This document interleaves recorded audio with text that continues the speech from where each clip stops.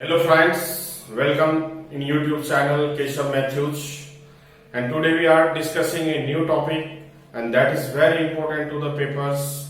That is the part of tools of physics, that is the integration. So we discuss about the integration, how you can solve the numerical problem in very less time, how you can increase your numerical approach by solving the equations in very less time with easy concepts and tricks. So we let starts the integration. So दोस्त बच्चों हम लोग सबसे पहले बात करेंगे integration के बारे में. सो इंटीग्रेशन जनरली दो टाइप्स का होता है. पहला होता है इनडिफिनिट इंटीग्रल, या जिसको हम लोग इनडिफिनिट इंटीग्रेशन भी बोलते हैं, indefinite integration. And second one is definite integration, definite integration. तो सबसे पहले मैं इसमें डिस्कस करूंगा इंडिफिनिट इंटीग्रेशन को, और जितने भी इसके इंपॉर्टेंट टॉपिक्स हैं, इसके इंपॉर्टेंट फार्मूला है और कॉन्सेप्ट है, इसको मैं डिस्कस करूंगा. सपोज दैट एक्स की power n into d x. अगर आप इसको लिखते हो तो यहाँ पे पावर क्या है, एन है.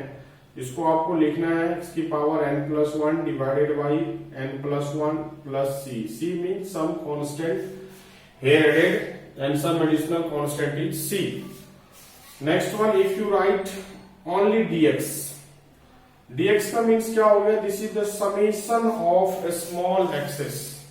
So if you add a small x so many times you will get x plus c.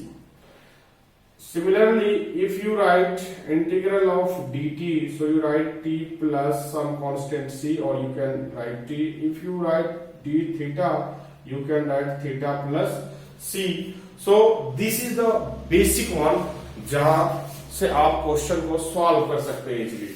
अब मैं देखता हूं कि नेक्स्ट क्या फॉर्मूला है इसमें. सपोज दैट अगर आपको दे दिया जाए x इंटू डी एक्स. अब यहाँ पे पावर क्या है हमारा, 1 है, degree is 1. So you can write x की power 1 plus 1 divided by 1 plus 1 plus c. So आप लिखेंगे x square by 2 plus c. Second one, अगर आपको लिखना है x square into d x, अगर इसका इंटीग्रेशन फाइंड करना है, फिर आप एक पावर को ऐड करेंगे और फिर इसी से आप डिवाइड करेंगे, यानी कि आपका आंसर आएगा x cube by 3 plus c. Similarly अगर आपसे पूछ किया जाए एक्स की पावर 99 इंटू डी एक्स, तो आप क्या लिखेंगे, एक्स की power 99 plus 1 divided by 99 plus 1. It means that plus c भी आप ऐड करेंगे, एक्स की power 100 divided by 100 plus c. तो these are all in different integration. अब मैं इसी में बात करता हूं कि सपोज दैट अगर पावर आपको स्क्वायर रूट के फॉर्म में दे दिया जाए, सपोज दैट आपको रूट एक्स का इंटीग्रेशन पूछ दिया जाए, फिर आपको क्या करना है, पहले इसकी पावर को लिखना है, इसकी डिग्री को लिखना है, एक्स की पावर हाफ. अब आप फिर इसकी डिग्री को 1 ऐड करेंगे इसकी डिग्री में, दिस इज प्लस 1. फिर इसी टर्म्स से आपको इसको डिवाइड करना है. तो जो आपको सोल्यूशन मिलेगा वो सोल्यूशन होगा हाफ प्लस 1 3/2. ये भी हो जाएगा आपका 3/2 प्लस सी, और आपका फाइनल आंसर हो जाएगा 2/3 इंटू एक्स की पावर 3/2 प्लस सी. अब सिमिलरली हम लोग बात करते हैं, अगर सपोज दैट कहीं पे एक्स की पावर 0 इंटू डी एक्स लिखा हो, तो एक्स की पावर 0 मीन्स वैल्यू 1 होती है.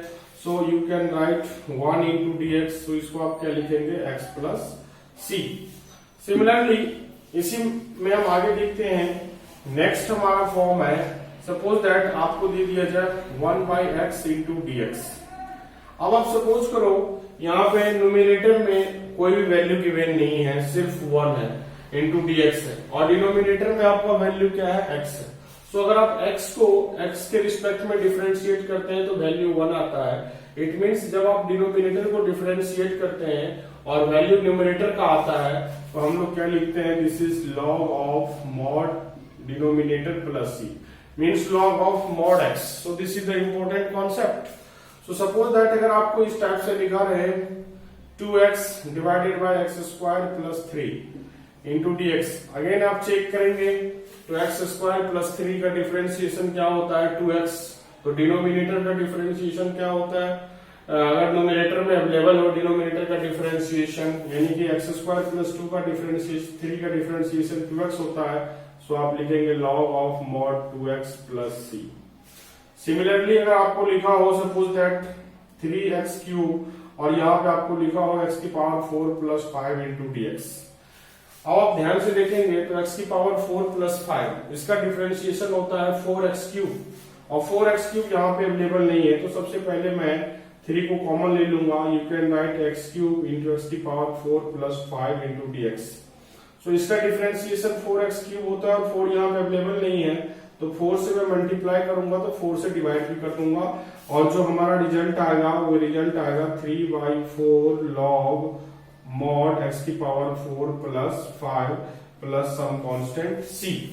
सो you can solve this questions easily. अब मैं इसी में बात करता हूं नेक्स्ट। सपोज दैट अगर आपको ये दे दिया जाए x minus a into x minus b into d x. अगर इस टाइप का आपको कॉम्प्लेक्स प्रॉब्लम दे दिया जाए अलग अलग फैक्टर्स के फॉर्म में, तो सबसे पहले आपको क्या करना है, इस फैक्टर को ब्रेक करना है। इसको मल्टीप्लाई करके इस फैक्टर को अगर आप ब्रेक करेंगे तो आपको इस टाइप से रिजल्ट मिलेगा। सो इसके बाद हम क्या करेंगे, इसको सेपरेट करेंगे तो क्या मिलेगा, x square into d x minus a plus b x into d x plus a b into d x. So finally ये क्या मिलेगा, पावर 2 है तो एक पावर इंक्रीज हो जाएगा, x cube by 3 minus a plus b is constant so x into d x. Here a b is constant so you can write only d x. So next step x cube by 3 minus a plus b into आप क्या लिखेंगे इसको, x square by 2 plus a b into d x का integration x plus some constant c. So आप complex problem को आप इस तरीके से आप सॉल्व कर सकते हैं। मैं नेक्स्ट आपको कॉम्प्लेक्स प्रॉब्लम सॉल्व करके दिखाता हूं कि किस टाइप से आप सॉल्व कर सकते हैं। सपोज दैट आपको कोई प्रॉब्लम गिवन हो x square plus b x plus c into d x, तो in first step you have to separate these terms. सबसे पहले आप इसको क्या करेंगे, अलग अलग लिखेंगे। अलग अलग लिखने के बाद फिर आप इसको इंटीग्रेट करेंगे। तो सबसे पहले हमने क्या किया, इस टर्म्स को अलग अलग लिखा। अब जो भी टर्म्स इसमें कांस्टेंट टर्म्स आपको दिख रहा है, जैसे यहाँ पे ए कांस्टेंट है, बी कांस्टेंट है, सी कांस्टेंट है, वो आपको गिवन होगा, क्वेश्चन में लिखा होगा, कांस्टेंट टर्म्स के बारे में इंडिकेट किया होगा। तो आप इस तरीके से कांस्टेंट टर्म्स को पहले आप बाहर लिखेंगे, फिर इसको आप इंटीग्रेट करेंगे तो क्या हो जाएगा, x cube by 3 to b x square by 2 plus c x plus non new constant suppose that k. So you can write like this. अब हम लोग बात करते हैं ट्रिगोनोमेट्रिक फंक्शंस के बारे में कि ट्रिगोनोमेट्रिक फंक्शन का इंटीग्रेशन किस तरीके से होता है। तो उससे पहले मैं आपको बता देना चाहता हूं कि जो भी टर्म्स आप अगर आप यहाँ पे लिखते हैं वो हमारा डिफरेंशियल फॉर्म में होता है, यानी कि integration of f dash x into dx। so this is the differentiation of f dash x। so इसका जो इंटीग्रल आता है वो होता है fx plus c। here f dash x को अगर आपको समझना हो तो f dash x equal to क्या होता है, differentiation of fx divided by x। ये होता है fx का मीनिंग। अगर सिमिलरली इसी तरीके से लिखा हो f double dash x into dx, ये 2 टाइम डिफरेंशियल हो गया, तो इसको आप लिख सकते हैं f single del x plus c. तो इस टाइप से हम क्या कर सकते हैं, क्वेश्चन को सॉल्व कर सकते हैं। अगर आपको इसको इंटीग्रेट करना हो f dash x plus c into d x, अगर आपको इसको सॉल्व करना हो तो आप क्या लिखेंगे, f dash x into d x plus integral c into d x. So f dash x into d x का वैल्यू क्या होगा, fx, यहाँ पे c आपका कांस्टेंट है, सो इसका इंटीग्रल x हो गया प्लस न्यू कांस्टेंट k। सो अगर कोई भी प्रॉब्लम अगर इस कॉम्प्लेक्स फॉर्म में होता है सो you can solve now very very easily.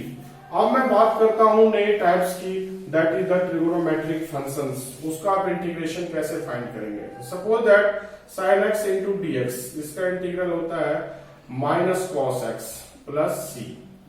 क्योंकि आपने पहले पढ़ा है कि डिफरेंशिएशन ऑफ cos x क्या होता है, माइनस साइन x, आपने ये पढ़ा हुआ है। तो इसका जस्ट ये उल्टा होता है, रिवर्स होता है। यहाँ पे cos x का डिफरेंशिएशन माइनस साइन x, तो यहाँ पे साइन x का इंटीग्रल माइनस cos x। फिर अगर आप लिखते हैं cos x into d x, तो इसका इंटीग्रेशन होगा sine x plus c. Similarly आप यहाँ पे देखिए d/dx into sine x equal to cos x. तो आपको क्लियर होगा यहाँ पे हम जिस टर्म को डिफरेंशिएट करके मिलता है जो टर्म्स, अगर मैं उसी को इंटीग्रेट कर दूं तो वो सेम टर्म्स अवेलेबल है। नेक्स्ट, जैसे सपोज करते हैं integral of sec square x into d x, ये हमें आता है 10x प्लस सी, क्योंकि आपने सीखा है d/dx इंटू 10x, तो 10x का डिफरेंशिएशन क्या होता है सेक स्क्वायर एक्स। तो इसलिए इसमें कुछ भी रखने की जरूरत नहीं है, सिर्फ आपको ये माइंड में रखना है कि कौन सा टर्म्स किसका डिफरेंशियल होता है। तो इंटीग्रेशन में जस्ट उसका उल्टा हो जाता है। एज फॉर एग्जांपल अगर आप देखेंगे तो यहाँ पे 10x का डिफरेंशिएशन क्या होता है सेक स्क्वायर एक्स, तो आप यहाँ पे देखें सेक स्क्वायर एक्स का इंटीग्रल क्या हो गया 10x। बस इसमें चेंजेस क्या है कि यहाँ पे एक एडिशनल कांस्टेंट ऐड हो जाता है। सो नेक्स्ट मैं अगर बात करूंगा, सपोज दैट अगर मैं बात करता हूँ sec x into 10x into dx का, तो इसका इंटीग्रेशन हो जाएगा सेक एक्स प्लस सी, क्योंकि आप क्या लिखते हैं डिफरेंशिएशन ऑफ सेक एक्स, तो डिफरेंशिएशन ऑफ सेक एक्स क्या होता है सेक x into 10x।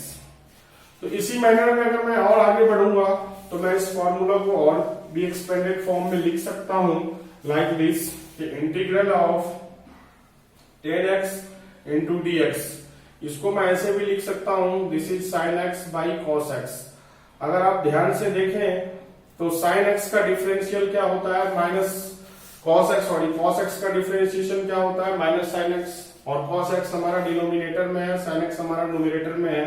So if you right like this sine x by cos x into dx, तो ये आपका फाइनल फॉर्म आएगा माइनस लॉग कॉस एक्स, और जब आप इस माइनस की पावर को यहाँ पे रख देंगे तो ये आपका बन जाएगा लॉग मॉड cos x की पावर -1 प्लस सी। सो ये आपका हो जाएगा 1 by cos x, 1 by cos x क्या होता है मॉड सेक एक्स, यानी कि आपका integration of 10x into dx क्या आ गया लॉग मॉड सेक एक्स आ गया, जो कि वेरी क्लियर है।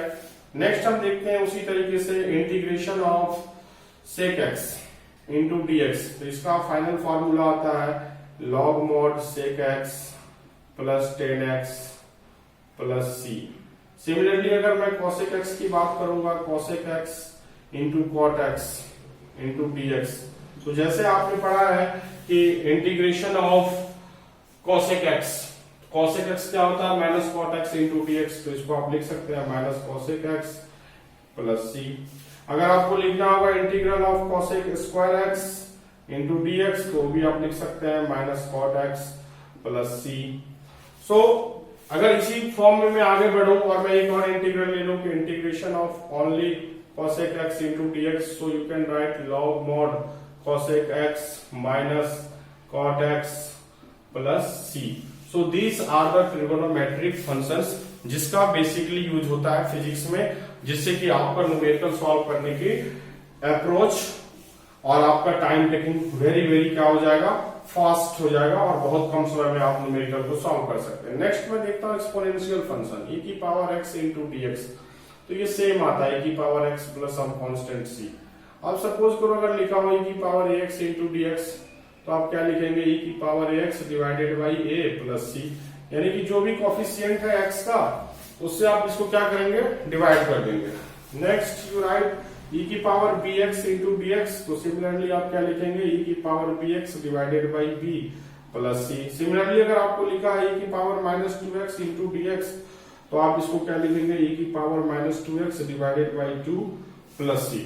तो इस तरीके से आप इंटीग्रेशन के फॉर्मूला को सॉल्व कर सकते हैं। अब इसी में एक नेक्स्ट फॉर्म है जिसका नाम है डिफिनिट इंटीग्रल, उसके बारे में मैं डिस्कस कर देता हूं आपको, जिससे पेपर में क्वेश्चन आप इजीली सॉल्व कर सकते हैं। डिफिनिट इंटीग्रल, तो डिफिनिट इंटीग्रल में सपोज करो कि जैसे आपने फाइंड किया एक्स स्क्वायर इंटू dx, ये वैल्यू होता है एक्स क्यूब बाई 3 प्लस सी। लेकिन अगर मैं यहाँ पे एक वैल्यू लिख दूं a और इसका नाम लिख दूं b x square into dx, तो अब ये हो गया हमारा डिफिनिट इंटीग्रेशन, और इसका नाम हो जाता है लोअर लिमिट। इसको क्या बोलते हैं हम लोग, लोअर लिमिट बोलते हैं, और इसको क्या बोलते हैं हम लोग, अपर लिमिट और अपर वैल्यू।